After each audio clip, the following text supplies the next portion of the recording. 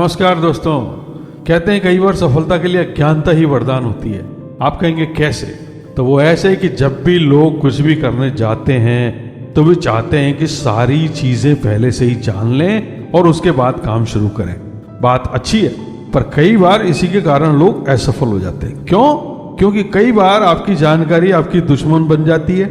इसे आसानी से समझने के लिए हम एक उदाहरण लेते हैं कि कई बार ऐसा हुआ होगा कि आपने कोई चीज पकड़ ली होगी और उसके बाद हाथ चलने पर आपको पता लगा होगा कि वह चीज गर्म थी।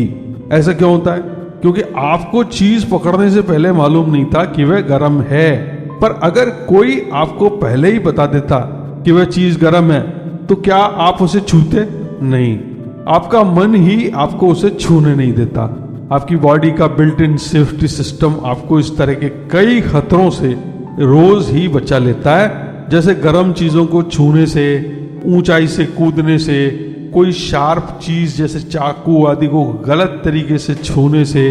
पर कई बार यह जहां जरूरत भी नहीं है वहां भी आपको डरा देता है और कई काम जो आप कर जाते हैं उन्हें करने से आपको रोक देता है। अब हम इसके जीवंत उदाहरण लेंगे। हेनरी फोर्ड ने कहा था कि मैं ऐसे लोगों की तलाश में हूं जिनमें यह नहीं जानने की असीमित क्षमता हो कि वो क्या नहीं कर सकते। I am looking for a lot of man who have an infinite capacity to not know what can't be done। इसका कारण क्या है? क्यों कहा ऐसा हेनरी फोर्ड ने? इसका कारण है कि अगर आपका मन यह नहीं जानता कि वो क्या नहीं कर सकता है तो वह सब कुछ कर लेगा।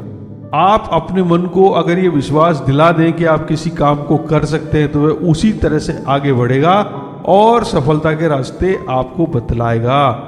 और अगर आप उसे ऐसा विश्वास दिलाएंगे कि आप नहीं कर सकते तो वो वैसा ही रास्ता निकालेगा। अगर आप 4 काम सफलतापूर्वक कर लेते हैं तो 5वें को करने में आपको बिल्कुल भी हिचक नहीं होती, भले ही आप उसमें असफल हो जाएं।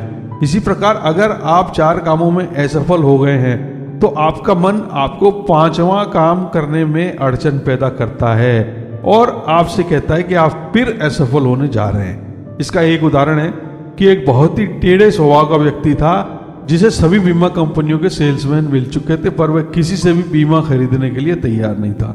सभी ने थककर उससे हार मान ली थी। तभी एक नया सेल्समैन एक बीमा कंपनी में नौकरी करने आया। उसके बॉस ने उसे इस टेढ़े ग्राहक के बारे में कुछ भी नहीं बताया और केवल उसे इसका नाम और पता दे दिया। नया सेल्समैन गया और उस आदमी से मिला। कुछ देर उससे बात करने के बाद उस व्यक्ति ने उससे बहुत बड़ा बीमा खरीद लिया। जब उस सेल्समैन ने आकर अपने बॉस को बताया तो बॉस को विश्वास नहीं हुआ। क्या कारण था कि पुराने दिग्गज सेल्समैन उस व्यक्ति को कोई बीमा नहीं बेच पाए और इस कल के आए नए सेल्समैन ने उसे बड़ा बीमा बेच दिखाया। विश्लेषण से ज्ञात हुआ कि जो भी पुराने सेल्समैन उस व्यक्ति को बीमा बेचने जाते थे उनके मन में पहले से ही ये नेगेटिव विश्वास भरा रहता था कि ये आदमी टेढ़ा है और इसे आज तक कोई बीमा नहीं बेच पाया, पता नहीं मुझसे लेगा या नहीं, देखता हूं, ट्राई करता हूं। यानी नकारात्मक विश्वास पहले से ही दिमाग में रहते थे, अतः उनका यह विश्वास उनमें से किसी को सफल नहीं होने देता था। इसे कहते हैं पावर ऑफ एक्सपेक्टेशन के चमत्कार, यानी अपेक्षा की शक्ति। पावर ऑफ एक्सपेक्टेशन के चमत्कार जानने के लिए आप हमारा वीडियो जैसी उम्मीद वैसे परिणाम हिंदी में और the power of expectations English में देखें। साथ ही हमारी किताब the subconscious mind is survival master जो अमेज़न और गूगल प्ले स्टोर पर उपलब्ध है को पढ़ें। अगर आप अपने दिमाग को यह नहीं बताते हैं कि वो क्या नहीं कर सकता है तो वो कई मुश्किल काम कर जाएगा, पर अगर आपने उसे पहले से ही बता दिया कि आप क्या नहीं कर सकते हैं तो वो आपको वह करने ही नहीं देगा। ऐसे ही एक और किस्से में एक लड़का अपनी ट्यूशन क्लास में पीछे बैठे बैठे सो गया और किसी का उस पर ध्यान नहीं गया। जब क्लास खत्म हुई तो किसी ने उसको उठाया तो उस लड़के ने देखा कि बोर्ड पर 2 सवाल लिखे थे।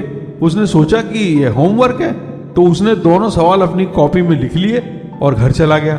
घर जाकर उसने सवाल करने की कोशिश की पर उससे हुए नहीं, तो उसने और दिमाग लगाया पर फिर भी नहीं हुए। पर वह उन सवालों के पीछे पूरे सप्ताह तक पड़ा रहा और अंततः वो सवाल उसने हल कर लिए। जब उसने वो सवाल क्लास में जाकर टीचर को बताए तो उसे बड़ा अचरज हुआ, क्योंकि वो दोनों सवाल हल नहीं होने वाले यानी इनसॉल्वेबल सवाल थे और टीचर ने सबको लिखकर बताया था कि सवाल हल नहीं होंगे। परंतु जिस बच्चे ने उन्हें हल किया वह उस समय क्लास में सो रहा था, अतः उसके दिमाग ने यह नहीं सुना और उस बच्चे ने उनको हल कर दिया। इसी प्रकार जब हमें कोई चीज शुरू करनी होती है तो हम सबसे पहले ये पता करते हैं कि उसकी कमियां क्या है और इस तरह से उसके नेगेटिव्स अपने मन में पहले से ही भर लेते हैं। इससे हमारे मन का रेटिकुलर एक्टिवेटिंग सिस्टम उस चीज के बारे में और भी नेगेटिव चीजें दुनिया में से ढूंढकर हमें परोस देता है। रेटिकुलर एक्टिवेटिंग सिस्टम यानी रास के बारे में डिटेल में जानने के लिए हमारा video why you must write down your goals देखिएगा और हमारी किताब the subconscious mind is survival master पढ़िएगा। इसलिए कोई भी काम शुरू करने से पहले आपको केवल उतनी जानकारी होनी चाहिए जितनी उसे शुरू करने के लिए जरूरी है, यानी मछली की आंख की तरह, न कि उसके आसपास के कूड़े करकट की।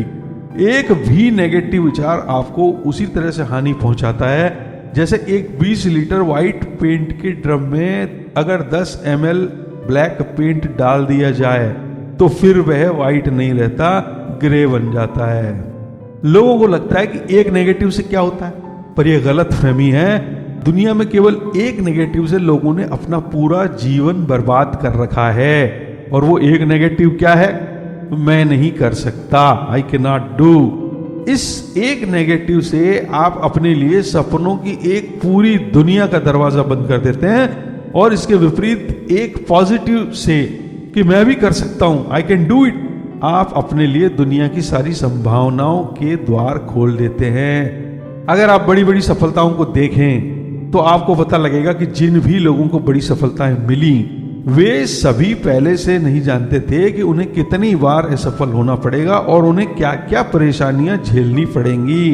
उन्होंने बिना इस जानकारी के ही काम शुरू किया था और जैसे जैसे परेशानियां सामने आती गईं वैसे वैसे वे उनका हल निकालते गए। तो अगली बार जब आप कोई भी काम शुरू करें तो उसके बारे में जो भी निगेटिव जानकारी है वह न लें, वरना आपके शुरू करने से पहले ही आप उसे बंद कर देंगे, क्योंकि कई बार इग्नोरेंस इज ब्लिस।